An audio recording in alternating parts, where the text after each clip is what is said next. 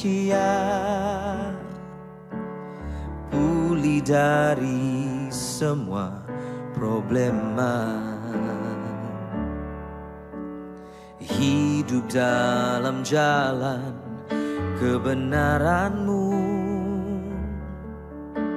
pancarkan terang kemuliaan-Mu. Ku ucapkan berkat atas. Mari kita bersatu di dalam doa. Ya Tuhan Allah kami, Allah yang kami sembah di dalam nama Yesus Kristus, mengucap syukur kalau hari ini Engkau masih memberikan kami kesempatan untuk bisa beribadah bersama dengan saudara-saudara kami seiman, walaupun dalam ibadah online. Namun kami percaya Tuhan, ketika hati kami terbuka dan Engkau berbicara, maka Engkau sendiri yang akan berbicara kepada setiap kami. Mengucap syukur buat kesehatan yang Engkau berikan, mengucap syukur buat keadaan yang semakin baik, buat keadaan di mana kami masih bisa bernafas, masih hidup, ada makan cukup, tempat tinggal, juga masih ada saudara-saudara, anak-anak kami, keluarga, semua ada dalam perlindungan-Mu. Dan ketika Engkau berfirman, biar kiranya firman itu khusus memberikan kekuatan kepada setiap kami, memberikan pengajaran, dan juga firman itu menyembuhkan, dan firman itu memberikan kami pengharapan yang baru di dalam Engkau. Di dalam nama Tuhan Yesus Kristus, berfirmanlah Tuhan, dan kami yang siap untuk diberkati oleh firman Tuhan, bersama-sama kita katakan amin. Bapak Ibu saudara-saudara, selamat berjumpa kembali dalam ibadah bersama kita, ibadah online. Tentu saja bagi saudara yang baru pertama kali bergabung, saya ucapkan selamat bergabung. Kami sangat senang, dan tentunya saya juga selalu berdoa buat saudara agar saudara tetap sehat, tetap kuat, tetap semangat ya. Walaupun situasinya sekarang new normal, tetaplah menjaga kesehatan, pakai masker, cuci tangan, jaga jarak, dan tetap tinggal di rumah, kecuali kalau memang kita pas ada perlu untuk seperti itu ya. Oke Bapak Ibu saudara-saudara, pada saat ini firman Tuhan akan berbicara bagaimana kita mengatasi keadaan untuk menjadi menang. Kita belajar dari Rasul Paulus. Saya akan baca satu ayat di dalam Filipi pasal 4 ayat yang ke-11, demikian bunyinya. Filipi pasal 4 ayat yang ke-11. Kukatakan ini bukan karena kekurangan, sebab aku telah belajar mencukupkan diri dalam segala keadaan. Saya ulangi ya. Kukatakan ini bukan karena kekurangan, sebab aku, kata Rasul Paulus, telah belajar mencukupkan diri dalam segala keadaan. Bapak Ibu saudara-saudara, saat ditulis ini oleh Rasul Paulus bukan dalam keadaan baik, dalam keadaan santai ya. Dia itu dalam penjara ya, dalam keadaan yang tidak baik lah begitu. Nah memang kalau keadaan berubah ya, tiba-tiba berubah, entar jadi baik lalu tiba-tiba tidak baik lagi, itu banyak membuat orang menjadi khawatir ya, menjadi was-was gitu, bagaimana ini nanti begitu. Seperti kita juga kan setelah setelah terjadi COVID-19 kan ya, banyak sendi-sendi perekonomian itu seakan-akan terkena imbasnya, pekerjaan, studi, sekolah, itu semua terkena. Itu bukan tidak mungkin akan membuat setiap kita menjadi sedikit khawatir ya. Walaupun firman mengatakan jangan kamu khawatir, katanya kau lihat tuh burung-burung di udara. Burung-burung itu tidak pernah menabur, tidak pernah menuai, tapi nggak ada yang jatuh gitu, mati kelaparan karena dipelihara Tuhan, bukan?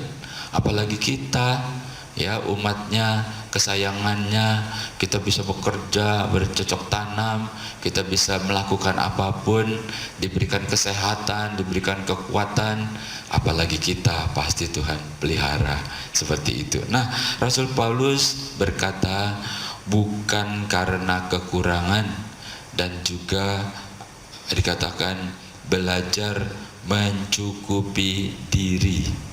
Apabila keadaan terjadi seperti Rasul Paulus, di mana keadaan yang tidak enak itu, keadaan di luar prediksi kita itu terjadi, Rasul Paulus mengajarkan belajar mencukupi diri.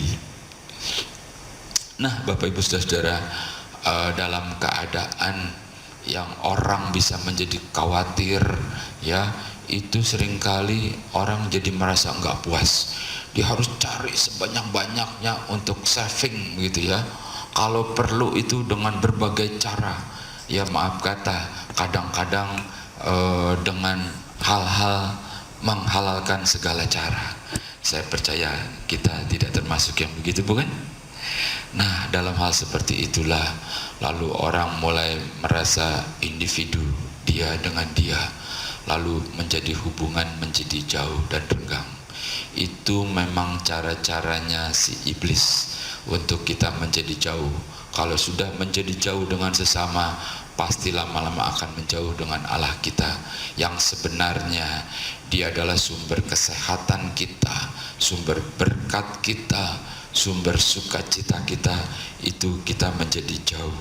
Dikatakan dalam keadaan khawatir seperti itu, ya, itu membuat orang jadi bertingkah laku di luar garisnya. Nah, tetapi tentunya kata Rasul Paulus, kita harus bisa menghadapinya, kita harus bisa menguasai keadaan dengan mencukupi diri. Ini kita lagi belajar dari seorang yang bernama Paulus, Rasul Paulus. Bukan sebaliknya, kita dikuasai oleh keadaan. Keadaannya begini nih sekarang nih, kau harus tahu keadaannya. Wah, lalu panik kan, lalu jadi panik, lalu emosinya langsung naik.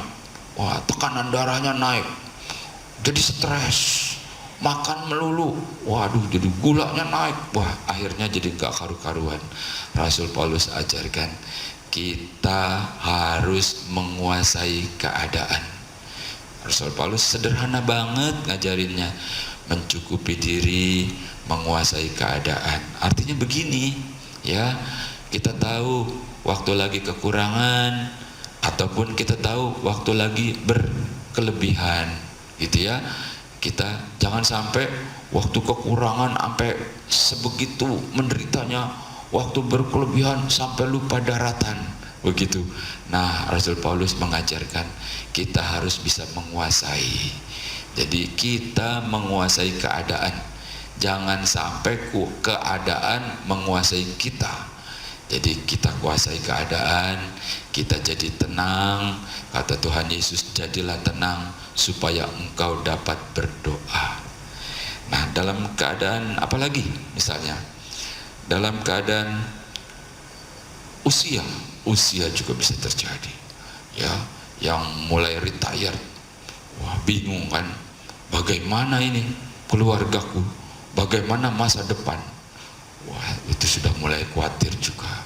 Ya, yang sudah mulai masuk masa tua, tentu sudah tidak lagi punya tenaga. Dia tinggal di rumah, ya, kadang-kadang merasa kedinginan, kadang-kadang merasa kesendirian. Wah, itu bukan tidak mungkin keadaan bisa memperburuk.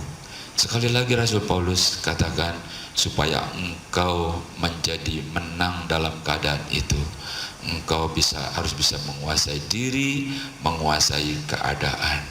Dalam keadaan seperti itu, kita harus tahu bahwa hidup ini di dalam rencana dan genggamannya Tuhan bagi kita yang percaya. Jangan jadi langsung panik begitu ya, merasa tidak punya harapan, hopeless. Wah, udahlah, aku sudah begini, mati sajalah aku. Tidak. Kalau kita masih hidup sampai hari ini, itu bukan kebetulan. Itu adalah karena Allah masih punya rencana dalam hidupmu. Artinya Allah masih perlu engkau. Itu sebabnya kita harus sadar. Kita tahu jangan cepat putus asa. Dalam keadaan yang tidak mengizinkan seringkali juga terjadi, di mana kita mulai bisa memilah-milah. Oh, dia kok berhasil, dia kok gagal, kenapa dia masih susah? Padahal dia itu, oh, dari segi ibadahnya, dari segi ininya, wah, kita mulai nalar terus otak kita. Nah, ujung-ujungnya nanti jadi stres. Ya, masih ingat di dalam Injil pernah dikisahkan ada gandum dan lalang. Ya, dia itu tumbuh bersama-sama. Si pemilik kebun itu tentu menyebar bibit yang baik, bukan? Tapi ketika dilihat yang tumbuhnya bukan gandum, tapi lalang juga ikut tumbuh. Apakah lalu mau dicabut-cabutin saja itu lalang? Tuannya bilang begini, jangan. Kalau sekarang lalang kau cabut, nanti gandum akan tercabut juga. Jadi bagaimana Tuan? Kata si pemilik pengurus kebun, biarkan saja dia tumbuh bersama-sama. Nanti pada akhirnya waktu musim panen akan dipisahkan yang mana yang gandum, yang mana yang lalang. Yang gandum masuk lumbung, disimpan. Yang lalang ikat, lalu dibakar. Nah, dalam keadaan seperti itu, biar kita selalu ingat, biarkan saja mereka dengan caranya, kita tetap dengan cara yang baik, cara yang diajarkan oleh Yesus, cara bagaimana kita melakukannya. Jangan kita berpikir, kenapa dia bisa lebih menghasilkan, misalkan begitu ya. Ya, itu biarkan saja. Pada akhirnya nanti akan terlihat juga yang mana yang gandum dan yang mana yang lalang. Nah, dalam keadaan itu apalagi yang dibutuhkan apabila keadaan yang tidak enak itu datang? Yang kedua selain itu adalah kita harus tetap bersabar dan kita menyerahkan diri dalam bimbingannya Tuhan. Kesulitan memang bisa datang dan kadang-kadang kita tidak bisa menghindarkan. Tetapi apakah dengan kesulitan itu terus lalu kita jadi stres, jadi putus asa? Nah, kita baca satu ayat ya. Dalam Filipi pasal yang keempat ayat yang ke-8 bunyinya begini. Filipi pasal 4 ayat yang ke-8. Jadi akhirnya saudara-saudaraku semua yang benar, semua yang mulia, semua yang adil, semua yang suci, semua yang manis, semua yang sedap didengar, semua yang disebut kebajikan dan patut dipuji, pikirkanlah semuanya itu. Bapak Ibu saudara-saudara, dibandingkan berpikir yang tadi itu yang bikin kita jadi stres, Rasul Paulus ngajarin daripada mikirin yang itu, rubah mindset kita untuk suatu pikiran yang positif.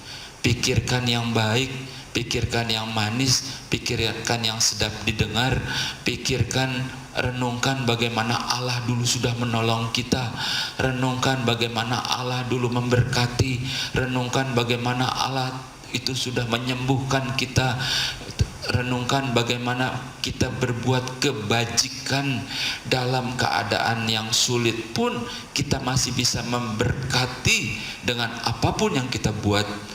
Itu jauh lebih baik untuk bisa menarik kuasa Allah lalu melakukannya bagi kita.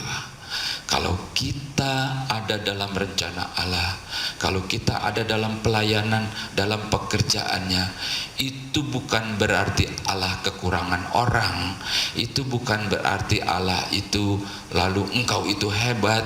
Tidak, justru apapun, sekecil apapun yang kita bisa lakukan bagi Dia dalam rencananya, itu adalah wujud ucapan syukur kita bahwa kita masih diperkenankan untuk melakukan apapun yang terbaik bagi Dia, bagi Allah kita.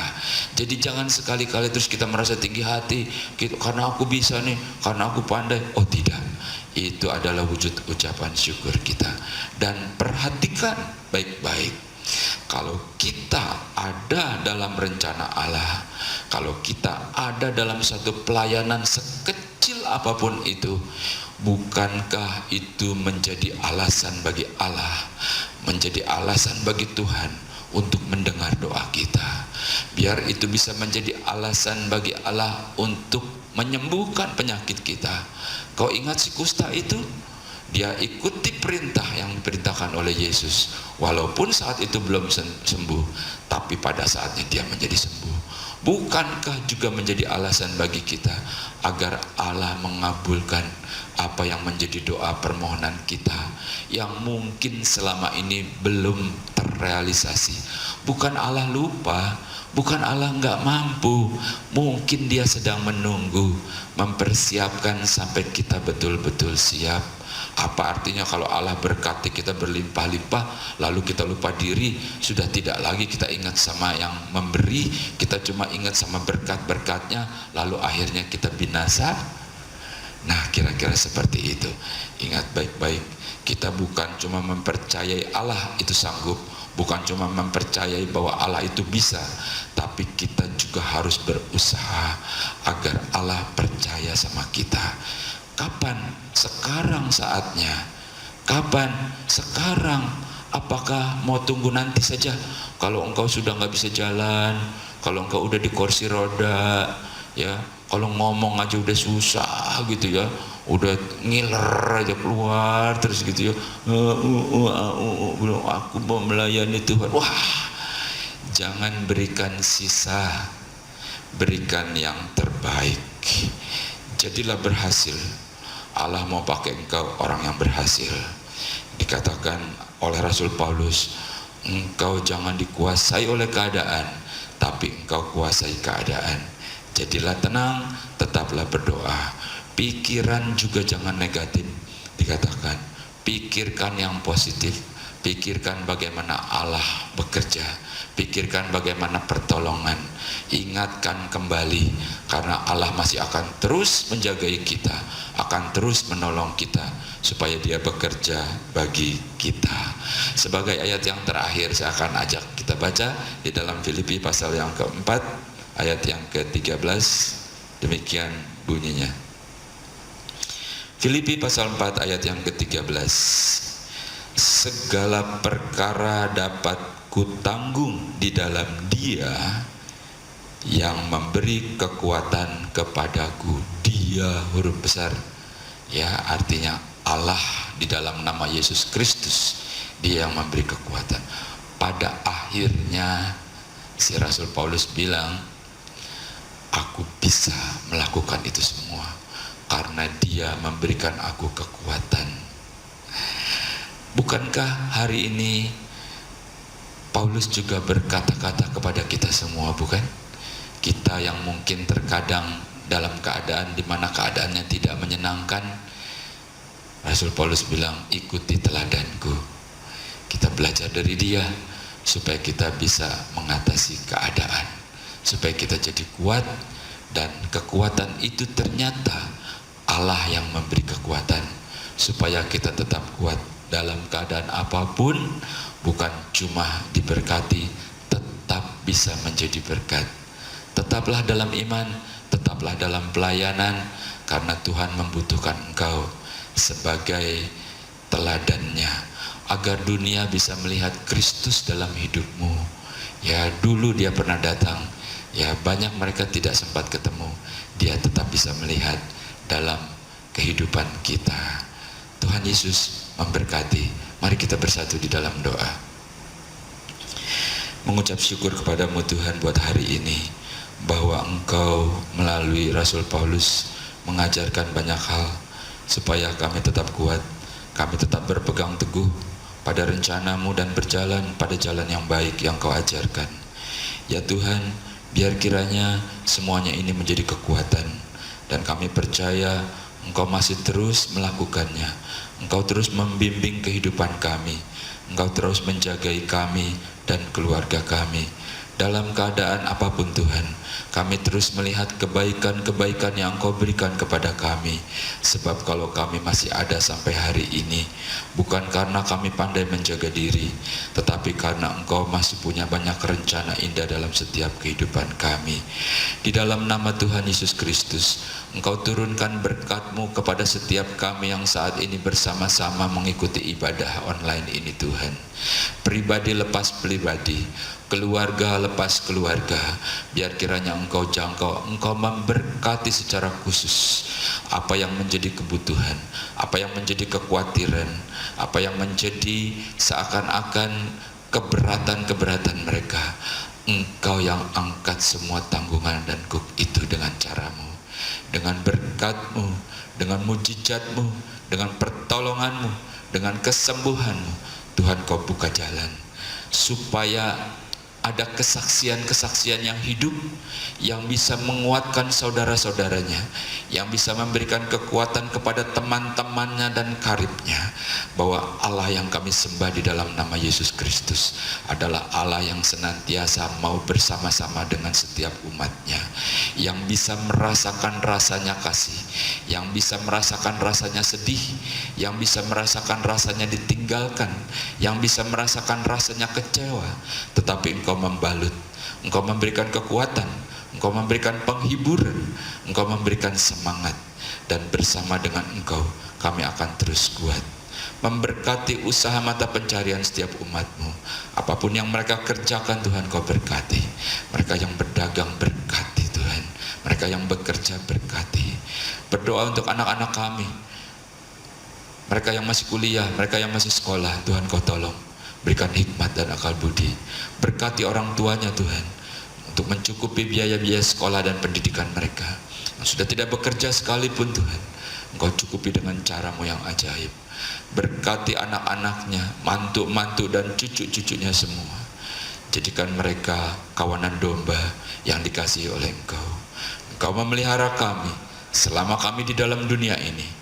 Kau berikan kesehatan, Kau berikan umur panjang, sampai kami bisa bertemu dengan Engkau ketika kami berhadapan dengan Engkau. Di dalam nama Tuhan Yesus Kristus, inilah yang menjadi doa dan permohonan kami. Dengan ucapan syukur, dengan sukacita, dengan iman, kita terima berkat Tuhan. Bersama-sama kita katakan amin. Tuhan Yesus memberkati. Kasih Tuhan, betapa besar dalam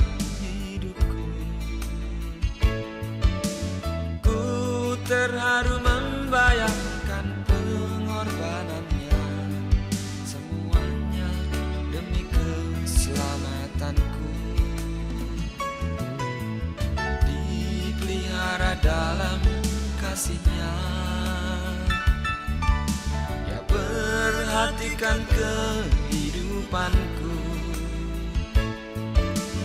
Tuhan selalu mencukupi kebutuhan dan memberikan damai dalam hatiku. Ku merasakan semuanya. Tanpa Yesus hidupku tak berarti. Terima kasih atas anugerah-Mu Tuhanku, kasih yang Kau berikan dalam